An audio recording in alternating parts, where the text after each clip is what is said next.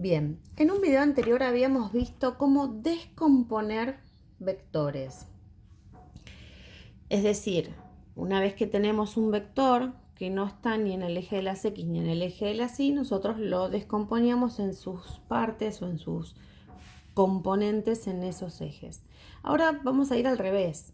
Vamos a imaginar que este vector rojo no está, ¿sí? Y que yo tengo esos dos pedacitos de vectores, que en este caso nosotros vamos a trabajar con velocidad en X y velocidad en Y. ¿Y cómo hago para calcular este vector rojo? ¿Sí? El módulo de ese vector rojo. Cuando hablo de módulo hablo de número, ¿sí? Entonces, lo que yo tengo que ver acá es que si yo tengo este vector rosa y este vector violeta, ¿sí? Esta distancia que tengo acá del vector violeta es la misma que tengo de este lado, es decir, esta altura que yo tengo acá, ¿bien? Es esta misma altura que tengo acá. Entonces, ¿qué pasa? Me queda formado un triángulo rectángulo, ¿bien? En donde tanto BI como BX ahora son datos, ¿bien? Y yo lo que quiero averiguar, mi pregunta es, ¿cuánto vale ahora el vector ese rojo que teníamos acá que llamábamos B?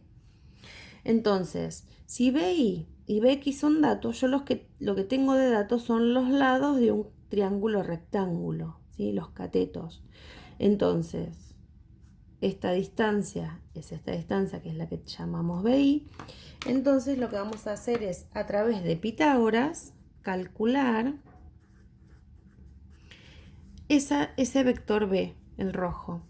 Ese vector B va a ser la raíz cuadrada de bx al cuadrado más el cateto opuesto, ¿sí? Que va a ser BI al cuadrado. Entonces, de esta forma, nosotros lo que hacemos es componer un vector, ¿sí?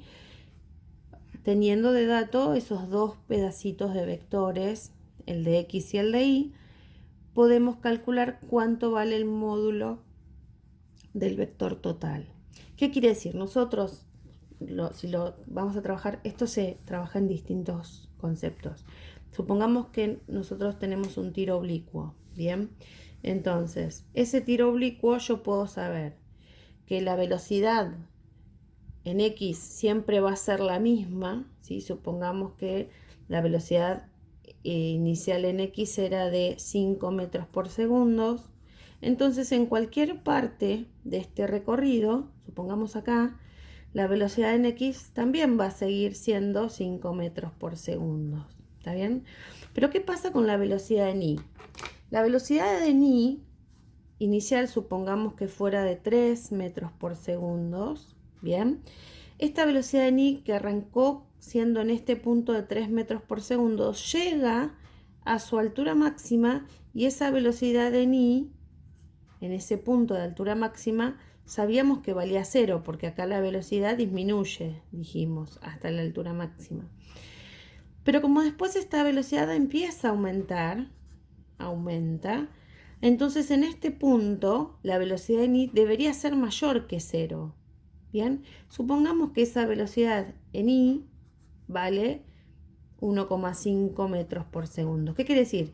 Que va a ir desde 0 aumentando hasta que llegue a este punto con la velocidad máxima, que nunca va a poder ser mayor a 3 porque no va a adquirir en el camino mayor velocidad de la que obtuvo al principio. Entonces, si yo digo, bueno, ¿cuánto vale la velocidad total en este punto que yo quiero sacar acá?